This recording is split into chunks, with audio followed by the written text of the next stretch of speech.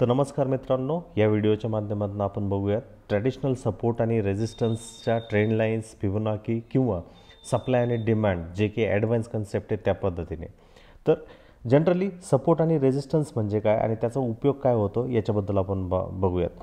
तर जनरली मी जिथं किंमतीच्या म्हणजे एक एज्युकेशनल पर्पजच्या हिशोबाने बजाज ऑटोचा हा 1 मंथचा चार्ट आहे आणि जर इथं आपण जर बघितलं जिथं मी हा क्रॉस एअर जो ठेवला आहे तो 3097च्या आसपास आहे, जिथं हा जो शॉर्ट टर्मसाठी मायनर ट्रेंड चालला आहे तो स्टॉप होतो आहे, पॉज होतो आहे आणि तिकडनं एक ग्रेटर बाईंग इंटरेस्ट जो तो तयार होतो आहे. आणि ज्यावेळेस ह्या आसेटच्या म्हणजे कुठल्याही सिक्युरिटी किंवा इंडेक्सच्या किमती कमी होतात त्यावेळेस त्या खरेदीदारांना म्हणजेच बायर्सला जे आहे ते स्वस्त वाटायला लागतात आणि त्याच्यामुळं अशा प्रकारचे सपोर्ट लेवल जे आहे ते तयार होतात. रेजिस्टन्स लेवल म्हणजे काय, एकदम त्याच्या अपोजिट आहे. जर इथं आपण जर बघितलं तर जी किमतीची लेवल आहे 4350ची लेवल, तिथं आपल्याला अपोजिट गोष्ट होते की किंमत जे आहे ते अपट्रेंडमध्ये आणि ह्या अपट्रेंडमध्ये किंमत पॉज होते, थांबते आणि तिथं विक्रेत्यांना सेलर्सला जी आहे ती किंमत एकदम अट्रॅक्टिव्ह वाटते, एकदम महागडी वाटते आणि त्याच्यामुळं तिथं विक्रीचा मारा करायला ते सुरुवात होतात आणि त्यामुळं ही जी 4370 किंवा 60ची 64ची जी लेवल आहे ती एक रेजिस्टन्सचं काम करताना आपल्याला दिसते. म्हणून ह्या खालच्या बाजूला ह्या चार्टमध्ये जर आपण बघितलं तर ह्या खालच्या बाजूच्या लेवलला सपोर्ट असं म्हटलं जातं आणि ही वरची बाजू म्हणजे जिकडनं किमती खाली येतात त्याला रेजिस्टन्स असं म्हटलं जातं. आणि म्हणून हे एक कारण आहे की जनरली प्राईसच्या मध्ये किमतीचा उछाल किंवा उतार म्हणजे वाढणाऱ्या किमती किंवा घटणाऱ्या किमतीच्या पाठीमागं. म्हणून ट्रेडर्स जे की इन्व्हेस्ट करणार असतील स्विंगसाठी, लाँग टर्मसाठी, ते लोक जे आहेत त्याच्यामध्ये आयदर खरेदी करण्याचा प्रयत्न करतात किंवा महागडी वस्तू झाली म्हणून विक्री करण्याचा प्रयत्न करतात. आणि याच्यामध्ये खरेदी केल्यापासून विकण्यापर्यंतचा जो संबंध असतो, तो जो डिफरन्स असतो, जो बंद असतो, तो त्यांचा प्रॉफिटसाठी काम करताना आपल्याला दिसत असतो आणि हे सगळ्यात महत्त्वाचा मुद्दा आहे. आता दुसरं महत्त्वाचा पॉईंट इथं लक्षात ठेवायचा आहे की कायम तुमचा जो रेजिस्टन्स आहे तो एकदम आडव्या लाईनला म्हणजेच इंग्लिशमध्ये जर सांगायचं जर झालं तर एकदम हॉरिझॉन्टल लाईनला असेल असंच नाही, तो हॉरिझॉन्टल पण असू शकतो किंवा एक स्लांट एजच्या हिशोबाने सुद्धा तो तुमच्यासाठी वर्कआउट करताना दिसू शकतो. जसं की मी तुम्हाला इथं ह्या चार्टमध्ये रेजिस्टन्स जो आहे तो कशा पद्धतीने असू शकतो ते दाखवण्याचा प्रयत्न इथं या रेषेद्वारे तुम्हाला मी करण्याचा प्रयत्न करतो आहे. तर तुम्ही इथं जर बघितलं तर किमतीने 2021मध्ये पहिल्यांदा इथे टॉप बनवला होता आणि तिथे ती किंमत महागडी झाली आहे म्हणून विक्रेते किंवा सेलर्सने त्या किमतीला विकण्याचा सपाटा लावला आणि तो सपाटा लावल्यानंतर जवळजवळ 4400 किंवा 360च्या लेवलपासून तो करेक्ट होत होत 1000 पॉईंट्सने खाली येताना दिसला. पुन्हा एकदा कमबॅक केला, पुन्हा ते विक्रेते म्हणजेच ते सेलर जे आहेत तिथं ॲक्टिव्ह होताना दिसले आणि किमतीला जे आहे ते खाली लोटताना दिसले आणि किमतीला तो जो पहिला जो बायरचा जो सपोर्ट होता त्याच्या किंबहुना खाली लोटत जवळजवळ 3000चे लेवलपर्यंत किमतीला घेऊन गेले आणि या 3000च्या लेवलच्या आसपास पुन्हा एकदा बायर्सला तो एकदम स्वस्त वाटायला लागला आणि म्हणून तो एकदम रॅली करत करत जवळजवळ पुन्हा 4000च्या लेवलपर्यंत जाताना आपल्याला दिसला. आणि अशा पद्धतीने जे आहे किमती वर खाली होताना दिसतात. म्हणून ह्या बाजूला जो वरच्या बाजूला जो तयार झालेला झोन जो आहे याला रेजिस्टन्स म्हटलं जातं आणि जी रेषा जी लाईन मी ती काढली आहे त्याला रेजिस्टन्स लाईन असं म्हटलं जातं. रेजिस्टन्स म्हणजे विरोध तयार करणारी लाईन म्हणजेच रेजिस्टन्स लाईन, ज्याला आपण इंग्लिशमध्ये रेजिस्टन्स असं म्हणतो. आणि जिकडनं एक सपोर्ट तयार होतो आहे, जिकडनं खरेदीदारांचा जुमडा तिथं तयार होतो आहे, खरेदीदार जे आहे ती स्वस्त आहे म्हणून त्याला खरेदी करण्याचा प्रयत्न करतात, तिकडनं किमती वाढण्याचा प्रयत्न होतो आहे, त्याला आपण बायरची ट्रेंड लाईन असं म्हटलं जातं. आणि ही जी लाईन आहे तिला अशा पद्धतीने सपोर्ट लाईनसुद्धा म्हटलं जातं. आणि म्हणून ज्यावेळेस आपण एक नवखे प्लेयर आहात, एक नवीन व्यक्ती आहात शेअर मार्केटमध्ये, तर तुम्हाला त्याच्याबद्दलची आयडिया, त्याच्याबद्दलची माहिती जी आहे अशा पद्धतीने कळली पाहिजे. आणि जनरली ज्यावेळेस सपोर्ट आणि रेजिस्टन्स तुम्हाला बघायचा असतो, ज्यावेळेस तो समजून घ्यायचा असतो, त्यावेळेस एक गोष्ट अंडरस्टँड व्यवस्थितरित्या करायची असते की हे सपोर्ट आणि रेजिस्टन्स जे आहेत ते कायम हॉरिझॉन्टल पद्धतीने, आडव्या पद्धतीने किंवा अशा पद्धतीने राहणार नाही आहे, त्याच्यामध्ये काही ना काहीतरी बदल होताना दिसेल आणि तो जो बदल होणार आहे तो तुम्हाला तिथं समजून घेणं हे सगळ्यात महत्त्वाचा मुद्दा, सगळ्यात महत्त्वाचा पॉईंट हा तिथे लक्षात घेण्यासारखं आहे. दुसरं याच्यामध्ये जर मी रेजिस्टन्सची जर रेषा किंवा रेजिस्टन्स लाईन जर काढण्याचं जर मी तुम्हाला जर सांगितलं तर त्यामध्ये तुम्ही जवळजवळ डिसेंबर 2010 पासून ह्या आत्ताच्या टॉपपर्यंत जे आहे एक रेजिस्टन्सची लाईन इथे अशा पद्धतीने काढू शकता. आणि ह्या रेजिस्टन्स लाईनचं जर तुम्ही इथं महत्त्व जर बघितलात तर इथं तुम्हाला व्यवस्थितरित्या लक्षात येऊन जाईल की जवळजवळ 2010 पासून किमती ज्या आहेत त्या लाईनला त्या ट्रेंडला टच केल्यापासून त्या करेक्ट होत होत्या. 2011मध्ये सुद्धा, इवन 2013मध्ये सुद्धा, 2015मध्ये सुद्धा, इवन 2016मध्ये सुद्धा, 17मध्ये थोडंसं एअर गॅप राहिलं त्याच्यामुळे झालं. आणि त्यानंतर किमती ज्या आहेत त्या वाढत आता एक चांगल्या पद्धतीचं 2020पासून त्याचं ब्रेकआउट करताना आपल्याला दिसलं. म्हणून याच्यामध्ये आपल्याला ही गोष्ट कळते की ही जी ट्रेंड लाईन जी आहे ती भलेही अशा पद्धतीने इन्क्रीजिंग होणारी आहे, ज्याला एक रायझिंग लाईन असं म्हटलं जातं इंग्लिशमध्ये. तर ही रायझिंग लाईन जी आहे ती एक रेजिस्टन्सचं काम करताना आपल्याला दिसते. याच्या उपरोक्त याच्या विरोधामध्ये जर याच्या उलट्या दिशेमध्ये जर एक सपोर्ट रेषा जर आपल्याला काढायची असेल तर ह्या चॅनलमध्ये आपण ह्या पॉईंट ऑफ टाईमपासनं अशा पद्धतीने त्याची जी रेषा जी आहे ती काढू शकतो आणि त्याच्या माध्यमातून आपण समजून घेऊ शकतो की किंमत जी आहे ती कशा पद्धतीने होते. जर तुम्ही बघितलात जसं 2010साठी जो रेजिस्टन्स 1683 रुपयाचा होता तर 2011मध्ये तो 1161 रुपयाचा होता दिसला. आणि ही जी ॲक्टिवनेस जे आहे, हे प्राईसचं जे बिहेवियर जे आहे, तो जो बदल जो आहे किमतीचं किंवा प्राईसचं हा जो प्रकार जो आहे तो वेळोवेळी आपल्याला होताना दिसला. आणि म्हणून ह्या गोष्टीकडे हमेशा आपण जो आहे तो लक्ष दिलं पाहिजे. हा एक रेजिस्टन्स म्हटलं जातं की जिकडनं किंमत जी आहे ती त्याला धडकते आणि खाली येते. हा एक सपोर्ट म्हटलं जातो की जिकडनं किंमत त्याला टच होते आणि तिकडनं बायरचा इंटरेस्ट वाढतो. इथं पुन्हा सेलर्सला जी आहे ती किंमत एक जास्त प्राईसवाली होताना दिसते आणि त्याच्यामुळे ते वेट करतात, किमतीला स्टेबल होऊन देतात आणि ते झाल्यानंतर ते पुन्हा त्याला विक्रीचा सपाटा लावतात आणि पुन्हा एकदा खालच्या बाजूला आल्यानंतर बायर्सला ती पुन्हा स्वस्त वाटायला लागते. आणि हा जो दिनक्रम आहे, हा जो उपक्रम जो आहे मार्केटमध्ये आपल्याला होताना दिसतो. तर याच्यामध्ये कमीपणा काय आहे, याचे ड्रॉबॅक्स काय, तर ट्रेंड लाईनमध्ये एक्झॅक्टली त्या ट्रेंड लाईनच्या आसपासच किंमत येईल प्रत्येक वेळेस असं काही नाही आहे. म्हणून एका रेषेच्या बळावरती जर तुम्ही ट्रेड करण्याचा प्रयत्न करतायत तर त्यामध्ये तुमचं एरर होण्याचे, त्याच्यामध्ये तुमची एंट्री मिस होण्याचे चान्सेस आहेत. जसं की आपण इथं बघितलं पहिल्यांदा आणि इथं बघितलं दुसऱ्यांदा, पण त्याच्यामध्ये हे जे इव्हेंट्स, इथं ज्या ऑपॉर्च्युनिटीज तयार झाल्यात ह्या जवळजवळ 5 ते 10 टाईम्स ऑपॉर्च्युनिटी झाल्यात आणि ह्या ऑपॉर्च्युनिटीमध्ये तुम्हाला कुठेही संधी तिथे भेटलेली नाही आहे. म्हणून ट्रेंड लाईनच्या बळावरती तुम्ही जर कन्सिडर करताय तर नक्कीच तिथं तुमचे चुकण्याचे 60% जे चान्सेस जे आहेत ते तिथं शक्यता असते आणि 40% तुमचे चान्सेस बरोबर येण्याचे असतात. म्हणून मार्केटमध्ये जर तुम्ही नवीन आहात तर ह्या गोष्टीकडे तुम्ही लक्ष दिलं गेलं पाहिजे की फक्त ट्रेंड लाईनच्या बळावरती जर तुम्ही तिथं ट्रेड करण्याचा प्रयत्न करताय तर समजून घ्या, जरी तुमचा एखादा ट्रेड तिथं मिस होतो, एक्झॅक्टली त्या ट्रेंड लाईनलाच टच करेल किंवा हॉरिझॉन्टल लाईनलाच टच करेल असं कुठलीही गोष्ट होणार नाही आहे. जसं की 2011 पासून जवळजवळ 2020 पर्यंत एक रायझिंग चॅनलमध्ये होतं. त्यानंतर ह्या स्ट्रक्चरचं जेव्हा केव्हा ब्रेकआउट झालं, जे की जवळजवळ 2021च्या आसपास झालं, या ब्रेकआउटला जर तुम्ही बघितलं तर त्यावेळेस ती रायझिंग ट्रेंड लाईनचं काम तिथं काही नव्हतं. त्याऐवजी जी डाऊन ट्रेंड लाईन जी होती अशा पद्धतीची त्याचं ब्रेकआउट त्याने केलं आणि ते ब्रेकआउट ज्यावेळेस झालं त्यानंतर तुम्हाला रेस्ट तिथं इतिहास आहे. इथं मी फक्त या सिक्युरिटीचा उल्लेख, ह्या स्टॉकचा उल्लेख जो आहे तो फक्त एक तुम्हाला समजण्याच्या दृष्टीने हिशोबाने इथं करतोय, असं काही नाही आहे का त्याच्याबद्दल तुम्हाला रेकमेंडेशन जे आहे ह्या माध्यमातून ह्या गोष्टीतनं जे तिथं दिलं गेलं पाहिजे.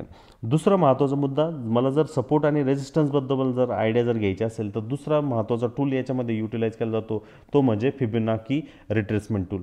फिबोनाची रिट्रेसमेंट टूल जो आहे तो एक टेक्निकल इंडिकेटर आहे आणि त्याच्यामध्ये पोटेन्शियल रिव्हर्सल लेवल्स किंवा पोटेन्शियल कंटिन्युएशन लेवल्सबद्दल जे आहे ते माहिती ते देत असतं. आणि याच्यामध्ये एक महत्त्वाचं ढोबळमानाने जर काही गोष्टी जर बघायचं झालं तर सुरुवातीला मला तेच सांगायचं तुम्हाला, एक ढोबळमानाने महत्त्वाच्या लेवल ज्या आहेत तिथं ते काम करत असतात.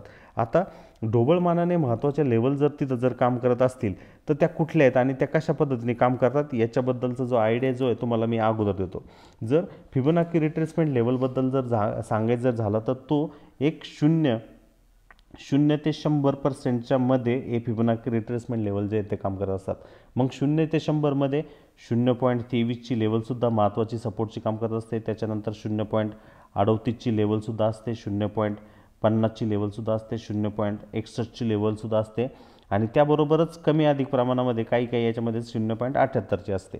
जसं की ह्या चार्टमध्ये जर बघितलात तर हा एक स्विंग लो पॉईंट आहे आणि हा एक स्विंग हाय पॉईंट आहे. आणि या स्विंग लो आणि हा स्विंग हाय पॉईंट्समध्ये तुम्ही इकडनं ज्यावेळेस सुरुवात करतात तर तुमचा फिबोनाची टूल इथून इथं टच केल्यानंतर का बरं किंमत इथनंच रिव्हर्स केली गेली आहे, ती कुठल्या ह्या लेवल्सपैकी आहे त्याबद्दलचं टेक्निकल लेवलचं देण्याचं काम जे आहे, सपोर्ट देण्याचं काम जे आहे अप ट्रेंडमध्ये, आणि जर डाऊन ट्रेंड चालू असेल तर त्यामध्ये रेजिस्टन्स देण्याचं काम जे आहे एका डाऊन ट्रेंडमध्ये, हे फिबोनाची टूल जे ते काम करत असतं. आणि हे टूल सपोर्ट आणि रेजिस्टन्स चेक करण्यासाठी तिथं युटिलाइज होत असतं. जसं की मी तुम्हाला सांगितलं आहे, हा जो 2020चा जो लो जो होता तो तुमच्यासाठी सपोर्ट आहे. तिकडनं मार्केट रॅली करत किंवा तिकडनं एक व्हर्टिकल उभ्या दिशेने जी ती मूव्ह झाली आणि त्यानंतर मार्केट जे कन्सॉलिडेशन होतं दिसलं. पण त्याच्या पाठीमागचं कारण, हा सपोर्ट कसं काय झाला त्याच्या पाठीमागचं कारण जर आपल्याला शोधायचं असेल तर तिथं महत्त्वाचा रोल प्ले केलं जातं फिबोनाची रिट्रेसमेंट टूलमधनं. तर काही नाही आहे, तुमच्या ब्रोकरच्या टर्मिनलबरोबर किंवा ट्रेडिंग व्ह्यू जो की आजकाल सर्वजण वापरतात, त्यामध्ये तुम्ही जर ह्या लो पॉईंटला ह्या हाय पॉईंटबरोबर जर कनेक्ट केला तर तुम्हाला त्याच्यावरनं एकदम व्यवस्थितरित्या लक्षात येऊन जाईल की तुम्ही जे रेशो इथं जे घेतलात किंवा जे रेशो जे आलेत इथं 100%ची रिट्रेसमेंट होती आणि ती इथं 0%ची रिट्रेसमेंट झाली. आणि त्यामध्ये किमतीने का बरं इकडनंच युटर्न घेतला आहे, किमतीने का बरं इथंच युटर्न रिव्हर्सल घेतलं आहे, याच्याबद्दलची जी आयडिया जी आहे त्याच्यामध्ये हे फिबोनाकीचे रिट्रेसमेंटचे लेवल जे ते काम करणार दिसतात. आणि ही जर लेवल जर बघितली तर तुम्ही इथं बघा मार्केटने इथंच अपस्विंग घेतलं आहे. ही जी लेवल आहे ती जवळजवळ 0.5ची लेवल आहे. मी तुम्हाला सांगू इच्छितो, एक मंथ टाईम फ्रेममध्ये, हायर टाईम फ्रेम जितकं तुम्ही जास्त घेताल त्याच्या माध्यमातून तुम्हाला लक्षात येऊन जाईल की मार्केट किंवा ओव्हरऑल मार्केटचे जे स्ट्रक्चर जे आहे ते कुठल्या दिशेमध्ये वर्कआउट होणार आहे. म्हणून फिबोनाची टूलसुद्धा तुम्हाला सपोर्ट आणि रेजिस्टन्सचं काम दाखवण्यासाठी करेक्ट असतं. आणि त्यानंतर कन्सॉलिडेशन झाल्यानंतर प्रॉपरली त्या लेवलला पकडल्यानंतर एक वरच्या साईडला मोमेंटम होताना दिसते.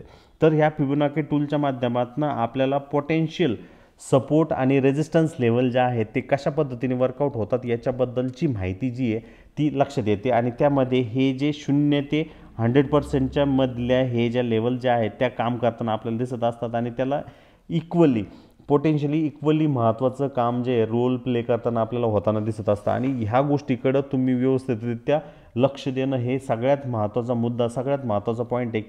किंबहुना सुरुवातीच्या काळामध्ये जर आपल्याला याच्याबद्दल आयडिया नाही आहे, आपल्याला याच्याबद्दल माहिती नाही आहे, तर त्याची इत्थंभूत माहिती घेणं, त्याची इत्थंभूत प्रॅक्टिस करणं हे सगळ्यात महत्त्वाचं आहे.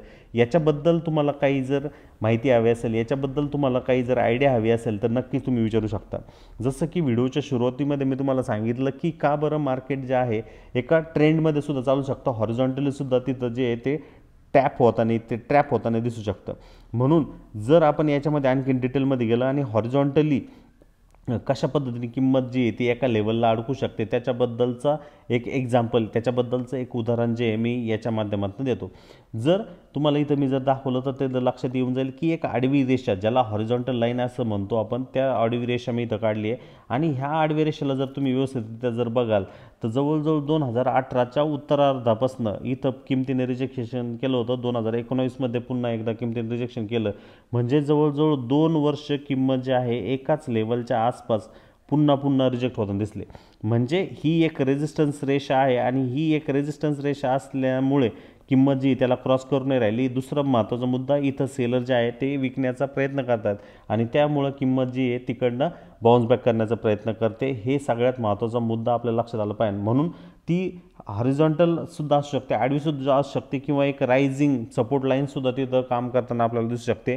या दोन्ही गोष्टीबद्दलचे आपल्याला आयडिया पाहिजे. म्हणजेच मला सांगण्याचं तात्पर्य हे आहे की तुमचा सपोर्ट रेजिस्टन्स जो आहे तो अशा पद्धतीने आडव्या पद्धतीने ती सुद्धा असू शकतो किंवा एका रायझिंग चॅनलमध्ये आत्ताच्या सांगितलेल्या ह्या सपोर्ट लाईनसारख्या पद्धतीने तो अशा पद्धतीने सुद्धा वर्कआउट होताना दिसू शकतो. म्हणून असं काही तिथं फिक्स नाही आहे की तो व्हर्टिकल पद्धतीनेच असू शकतो किंवा हॉरिझॉन्टल पद्धतीने असं नाही आहे. तुम्हाला तुमच्या मनाचे दरवाजे, तुमच्या मेंदूचे दरवाजे, कवाडे जे आहेत ते मोकळे ठेवायचे आहेत आणि त्या पद्धतीने त्या माध्यमातून आपल्याला तिथं लक्षात आलं पाहिजे की किमतीला नेमकं काय करायचं आणि त्याच्या माध्यमातून काय तिथं गोष्टीचा मध्ये जो आहे तो बदल होतो आहे. तर चला तर जाऊयात एक चांगल्या स्टॉककडे ज्याच्यामध्ये मोमेंटम झाले, त्याच्यामधनं आपण आयडिया घेऊयात की नेमकं मार्केटमध्ये काय झालं आहे. तर हा एक चार्ट आहे एक महिन्याच्या टाईम फ्रेममध्ये, जो की नोकरीचा आहे, ज्याला इन्फो एज सिस्टीमचं असं म्हटलं जातं. ह्या इन्फो एज सिस्टीममध्ये जर तुम्ही व्यवस्थितरित्या जर बघितलात तर तुम्हाला सुरुवातीपासून ह्या स्टॉकमध्ये ह्या पर्टिक्युलर रेंजमध्ये लक्षात येऊन जाईल की हे पर्टिक्युलर स्टॉक लिस्ट झाल्यापासून एकंदरीत एका रायझिंग चॅनलमध्ये ट्रेड होताना, एका रायझिंग चॅनलमध्ये मूव्ह होताना दिसते. आणि त्या रायझिंग चॅनलला, एका रायझिंग गोष्टीला जर आपण व्यवस्थितरित्या जर इथं हायलाईट जर केलं तर तिथं तुम्हाला व्यवस्थितरित्या लक्षात येऊन जाईल की ह्या रायझिंग चॅनलमध्येच किंमत जी आहे ती व्यवस्थितरित्या वर्कआउट झाली आहे. तर किंबहुना ह्या एक महिन्या 1 मंथ टाईम फ्रेममध्ये जर तुम्ही व्यवस्थितरित्या जर बघितलं तर काय झालं आहे, तर सिम्पली हा स्टॉक सुरुवातीपासून एका रायझिंग चॅनलमध्येच वर्कआउट होतो आहे. आणि त्यामध्ये ज्या वेळेस किंमत ह्या ट्रेंड लाईनच्या आसपास, जी की 2009मध्ये गेली होती, तिकडनं ती रॅली करत करत आत्ता जवळजवळ 2023च्या आसपास त्या चॅनलच्या रेजिस्टन्सच्या आसपास होताना दिसले. म्हणजे हा एक सपोर्ट आहे. म्हणजे काय, इथे खरेदी करणाऱ्यांना तो एकदम स्वस्त असा स्टॉक वाटत होता, म्हणून त्यांनी तिथं काय केलं, खरेदी केलं आहे, थोडक्यामध्ये बाय केलं आहे. जर तुम्ही इथं 2024-23मध्ये जाताल तर इथं विक्रेत्यांना, म्हणजे विक्री करणाऱ्या लोकांना तो एकदम जो आहे तो महाग स्टॉक वाटायला लागला, म्हणून त्यांनी विकण्यास सुरुवात केली. आणि ते विकल्यामुळं 7,000 रुपयांपासून जवळजवळ तो 3,200 रुपयापर्यंत किंबहुना 3,000 रुपयापर्यंत जाताना दिसला. हीच गोष्ट 2007मध्ये होताना दिसले. म्हणून आपल्याला तो सपोर्ट किंवा तो रेजिस्टन्स जो आहे तो आडवा आहे किंवा तो एक रायझिंगमध्ये किंवा एक फॉलिंग चॅनलमध्ये, ह्याच्याबद्दलची आयडिया जी आपल्याला आली पाहिजे.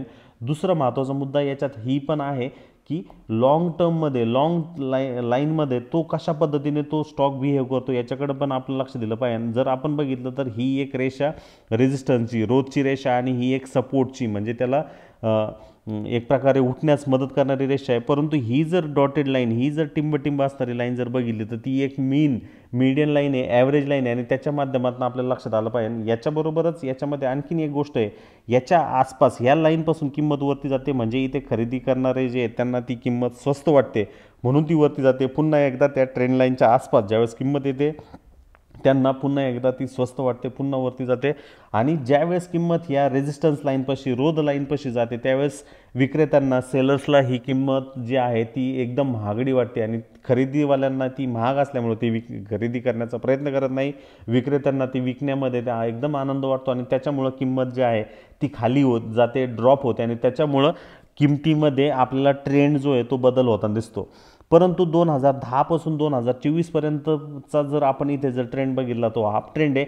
म्हणूनच 2008 पासून 2009 पर्यंतचा हा जर आपण फॉल बघितला, ड्रॉप बघितला, तर मेन जी दिशा आहे ती वरती जाणारी आहे. परंतु 2008 ते 9 मध्ये ही जी दिशा आहे ती ठराविक काळासाठी आहे, एकदम कमी काळासाठी, आणि म्हणून याला मायनर ट्रेंड म्हणलं जातं. आणि 2007 पासून जवळजवळ 2024 पर्यंतचा जो ट्रेंड जो आहे याला एक अप ट्रेंड असं म्हणलं जातं. म्हणून सपोर्ट आणि रेजिस्टन्समध्ये जो आहे अशा पद्धतीने गफलत केलं गेलं नाही पाहिजे. त्याच्यामध्ये ट्रेंड लाईनसुद्धा असतात, त्याच्यामध्ये हॉरिझॉन्टल लाईनसुद्धा असतात.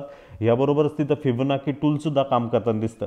याबरोबरच समजा तुम्हाला काही आयडिया नाही आहे, त्यामध्ये तुम्ही मुव्हिंग ॲव्हरेजेसचा सुद्धा युटिलायझेशन जो आहे तो करू शकता. तर मुव्हिंग ॲव्हरेजचे युटिलायझेशन करताना मी सिम्पल एक सांगेल, मुव्हिंग ॲव्हरेजमध्ये सिम्पल 20 दिवसांचा मुव्हिंग ॲव्हरेज जो आहे तो तुम्ही तिथं युटिलाइज करू शकता. मुव्हिंग ॲव्हरेज एक्सपोनेन्शियल जर तुम्ही तिथं यूज केलात तर त्या मुव्हिंग ॲव्हरेज एक्सपोनेन्शियलमधनं तुम्हाला आयडिया येऊन जाईल की किमतीला नेमकं काय करायचं आहे आणि किंमत जी आहे ती कशा पद्धतीने तिथं काम करताना दिसते. म्हणून ह्या टेक्निकल्समध्ये जर तुम्ही गेलात तर त्या मुव्हिंग ॲव्हरेजचा युटिलायझेशन जो आहे तो करताना आपल्याला दिसू शकतो. आणि त्या मुव्हिंग ॲव्हरेजच्या बळावरती, त्या मुव्हिंग ॲव्हरेजच्या बेसिसवरती एक्सपोनेन्शियल घ्याल किंवा सिम्पल घ्याल, त्याच्यावरनं तुम्हाला आयडिया येऊन जाईल की सिम्पल की किमतीला काय करायचं. आणि त्यावरनं तुम्हाला जर तुम्ही त्या मुव्हिंग ॲव्हरेजच्या वरती जर तुमची किंमत ट्रेड जर होऊ राहिली, त्या मुव्हिंग ॲव्हरेजच्या वरती जर किमतीमध्ये काही होऊ राहिलं, जसं की आता इथे ॲड होत नाही म्हणून मी तुम्हाला सांगतो, अशा पद्धतीने तुम्हाला ते मुव्हिंग ॲव्हरेज दिसते. जर मुव्हिंग ॲव्हरेजचा कल मुव्हिंग ॲव्हरेजच्या वरती किंमत येते त्याला बुलिश कन्सिडर केलं जातं.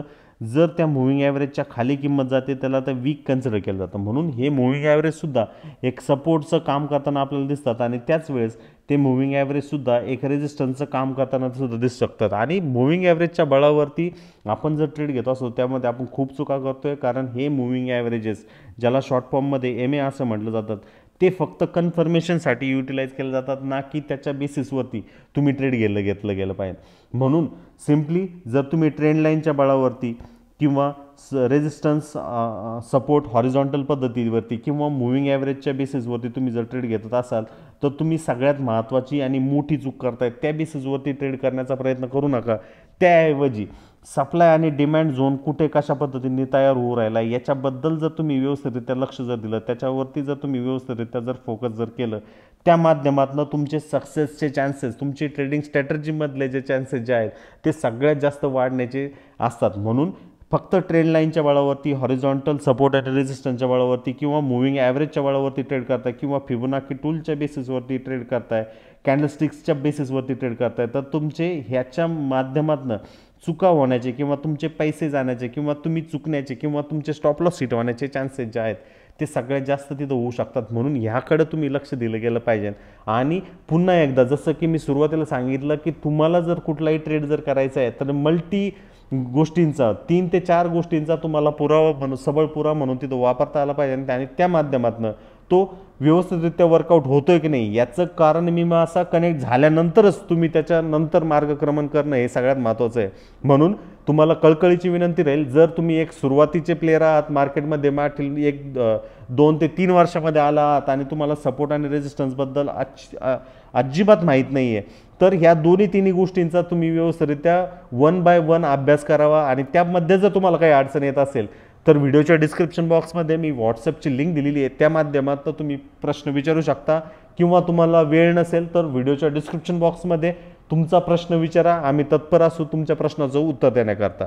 आणि ह्याबरोबरच आपली एक सिरीज असणार आहे, त्यामध्ये तुम्ही ह्या व्हिडिओला तर लाईक कराच, यूट्यूब चॅनलला तर सबस्क्राईब कराच आणि कमेंट करत आम्हाला आणखीन एनकरेज करा, आम्हाला आणखीन प्रोत्साहित करा, आणखीन नवनवीन व्हिडिओ जे आहेत तुमच्यासाठी आम्ही पोस्ट करत राहू.